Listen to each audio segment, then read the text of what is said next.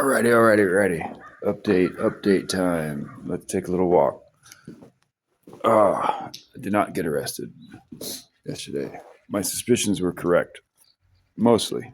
They were looking for me to give me a summons to appear in court. This is, let me catch you all up if you haven't been following my plight, my struggle, etc. By the way, it's really cold right now. Quincy, thick fog, probably 31, 32 degrees, and my hands hurt. So I had gloves on a second ago. Oh well, I'll live. I'm not going to get frostbite the next 12 minutes while I film this. And I slept reasonably warm. Thank God for Tanya at the thrift store. Let me have a blanket. It didn't reach my feet if I had it over my head, and it didn't reach my head if I had it over my feet. But I could keep my feet warm or my head warm overnight. Yeah, I did find use the location I just talked about yesterday. I'm not going to reveal that. Not in public. I want this to be a recurring option, a safe place to escape and sleep warm without incident. These are good things. We like being warm. We like being alive. We enjoy this. So I was right. I was correct that they were looking for me. So my paranoias were not unfounded. Turns out it wasn't the Forest Service that impounded the car, though he was involved. Officer White came and talked to me and let me know that it was a state violation somehow. I don't even know what that means. You'd think that they would ticket you first and give you some time to remedy the situation before removing your entire world. This is my friend Evan trying to get a hold of me. Let me walk out of internet so I don't get more notifications coming through while I'm walking. Okay, that's too cold.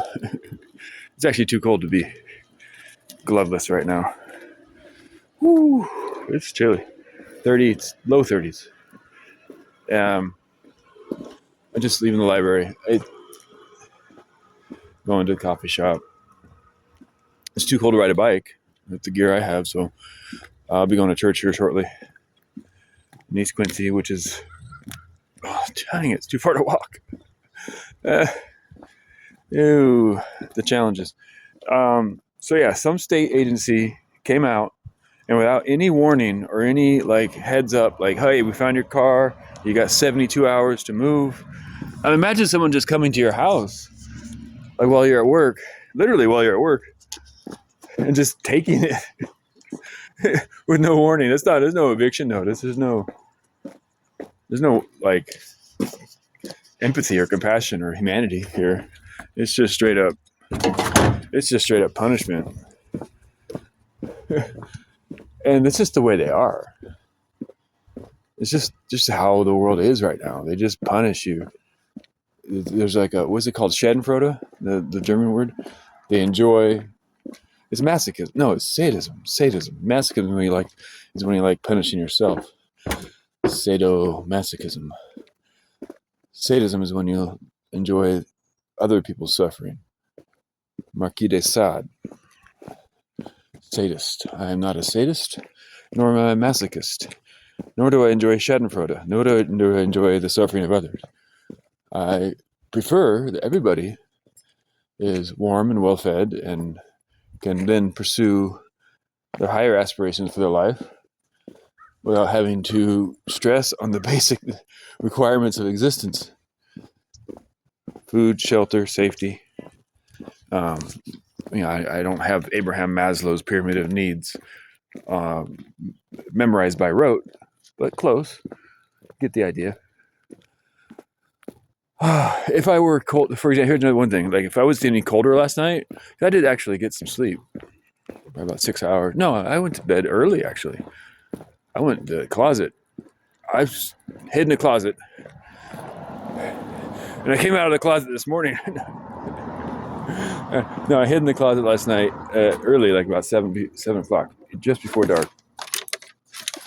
There's thrift store free stuff. No, if I knew it was any colder, of course that wouldn't have helped. I would have come over here to the thrift store and rummaged through their dumpster to find more clothing items, and that would not have helped. That's rare though. Usually they have accessible clothes and blankets and such that they're thrown away. They can't sell. That all you need is layers. It's not a fashion contest here. All you need is protection. Or I would have gone and got more cardboard, or found a newspaper stand, and that was actually one of our classes in college when I went to Feather River College through the recreation leadership program when John Gallagher ran it. Yeah, we had a whole weekend event called How the Hobos Do It. I'm not kidding. He would teach us, okay, imagine you got to stay outside at night. And it was November in Quincy, colder than it is now. How do you do it? Well, what you need is more notifications. I got more internet, I guess. What you need is, newspaper and a trash bag. Just stuff that thing full, or straw, or, and don't sleep on the lawn where the sprinklers are going to come on. Don't, how to look at the architecture of a city or your surroundings, for example. That building right there is dark at night and out of the elements, and there's bark laid down behind those bushes. I'm looking, right there. You can sleep there and stay alive. But I found a better situation. But if I was brand new to this town, I'd never been here before, there's a spot to sleep up there that's not on bare concrete, out of the rain, and reasonably dark. So, planter boxes that don't have, landscaping, irrigation, etc. But I can't get away from these cars, dude. It just blows my mind how loud they are, too. It's not necessary. All right, so I would like to get away from these cars so I can record this video without interruption. All right. Coming for me, they're coming. All the other kids with the pumped up kicks. Run, better run. So another example right here. Well, they got it plugged in now for the Halloween lights, but there's a power cord that's left out, and I've used it before. If I need to charge my phone. Whew, it's chilly, y'all. Whew. This isn't fall. It just went straight to winter, overnight. Holy crap! And you better be ready. Anyway, so I left my my little spot tidy and clean, and no real evidence I was there. And I clean up my stuff quickly. And vamos. Question then becomes tomorrow morning, because it's Sunday today. Tomorrow morning, is anyone going to be in the lot in the place in the I almost revealed where I'm staying. Dang it! I'm not very smart, am I? The question is, will anybody be there at 8 a.m. so that I can sleep in tomorrow or not, or do I have to be out of there at 7 or 6 or whatever? Every place is different. Also, on the drop-down menu of importance in a triage situation, if they find that I'm there, is it going to be a problem? Will they call the sheriff? Or will they say, hey, you doing all right, man? Here's some coffee. That's happened before. There are kind people on the planet. They still exist. They're rare, but there are some. I was in Albuquerque, stuck over winter, and I met a girl that we hooked up and stayed together for a couple weeks. Not quite weeks, a couple days.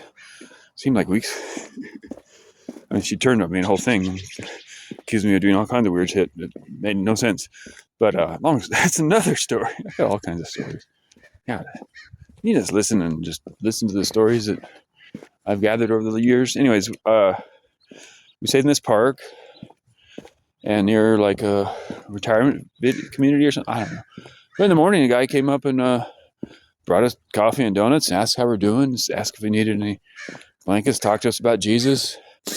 He had a big cross on his yard or something. This community wanted him to take it down. Anyways, I'm getting into the weeds. I actually need to put some gloves on and get to a warm place because I have 5 layers on top. I have a base layer, the Wrangler thermal, a good t-shirt, a thinner hoodie, that's this layer, a thicker hoodie, it's this layer, and then a fleece vest. And I could handle 1 or 2 more, honestly. Now my legs, I have bicycle shorts, yoga pants, workout like sweats, and then these slacks. So that's 4 layers. So, and it's cold. But yeah, so here's the deal. Finally get to the point. They issued me a summons. We had a long conversation, actually. We made peace. We recognized that we each have our task in life, and he's doing his job, I'm doing mine. And he described how it's a slippery slope. If he lets me get slide, then there'll be 20 more camps by next week. I said, well, I know, and I can see that's a problem. And I told him about how I was able to enter into his mindset through meditation and come to a realization of how he sees me and what the situation really is from his perspective. And that's all you can really do as a human, is to be empathetic and to walk through someone else's shoes. In the American way is, before you judge a man, walk a mile in his shoes. And that way, if he gets mad at you, he'll be a mile away and barefoot. That's the American way. But we came to an agreement. And he wished me well. He said, I don't want you to suffer. Are there any sleeping bags at your other camp that you can go get? I said, yeah, but it's 6 miles away. I don't feel like riding up there right now. I have to judge my efforts all the time. I can't be wasting energy. I do have sleeping bags in East Quincy that Mikey gave me. I didn't take all of them. I could go over there and get them. I didn't want to go rummage through the stuff at night last night because it's a neighborhood and people will be like, what's this guy? Always trying to judge how to avoid any kind of conflict or any kind of flack or any kind of authorities. It's really a thing. I really want to avoid them because they will make problems for me, as demonstrated by the current situation. But good news is it was a victory that we have made peace. Me and Officer White, we have come to an agreement that I will appear at the summons. I will address the tickets that he's given me. I will go to court in Reading. I will fight them.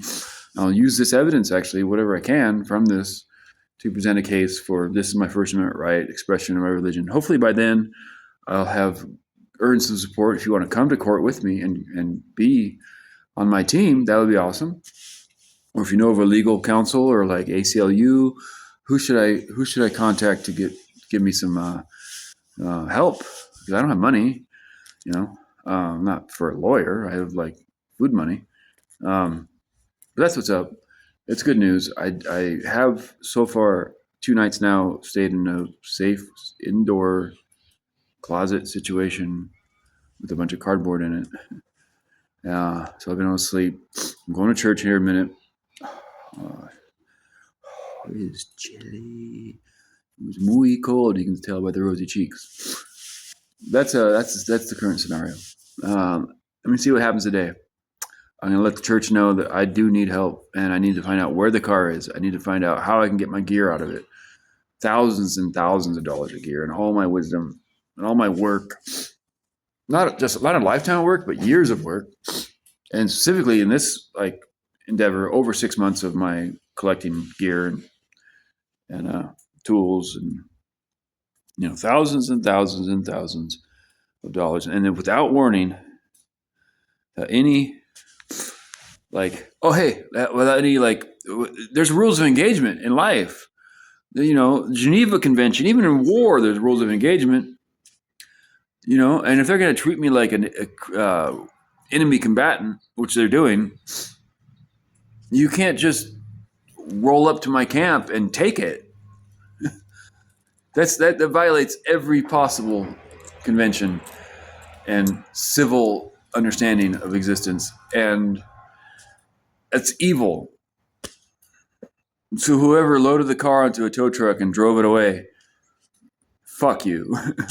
100%.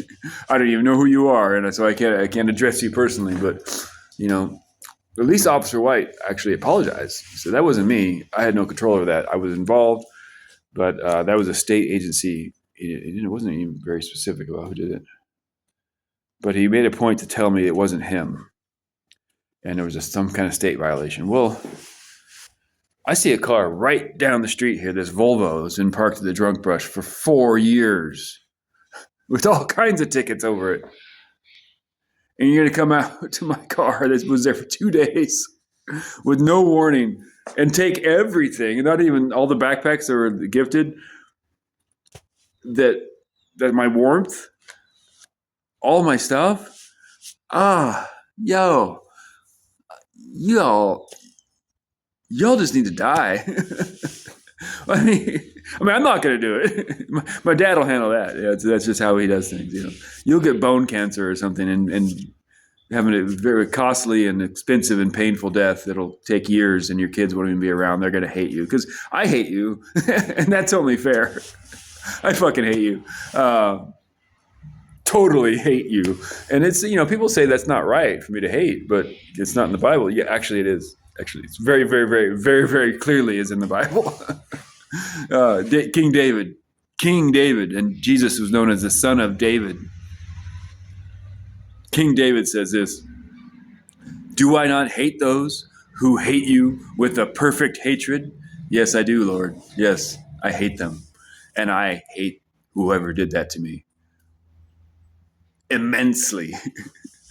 And I've always asked God, Father, "Okay, Dad, when do I get to start taking care of business?" Because I know it's in my DNA. In the past, we would just, this is war. I would find you. I would separate the head from the neck, and that solves the problem. But I can't do that. That's not my job. There are other ways. Namely, this person will have to answer to the living God of the universe that created them and put their head on their neck for what they've done to the Lord's anointed. And that's not good. That's not good for them. So I didn't mean to go down a real tangent there, but that's the situation. So here I am. I'm back at the library. I'm going to upload this, go get some breakfast. Actually, I can go to the church. They got donuts and coffee. I did sleep, and I'm alive. I'm not a threat. I can get back to my regular course of action in Quincy without trying to hide or wonder where they're at and what they're going to do when they find me. Because they found me and they did their thing. I got a summons. And that's that. So good news, praise report. I hate whoever took my car with a passion. I want you dead. I'm not going to do anything about it. This is not a threat. This is just I'm telling you what's up. Someone's got to tell you what's up, because you can't do that stuff. You cannot treat your fellow man like that without consequence. You will get some kind of really pain. This has happened in my life numerous times. People who have opposed me or left me or betrayed me or whatever typically end up with cancer. Yikes. Hey, I'm a nice guy. He's not nice. Just telling you, he's not nice. Yeah, that's what's up. So God bless America, y'all. Over and out.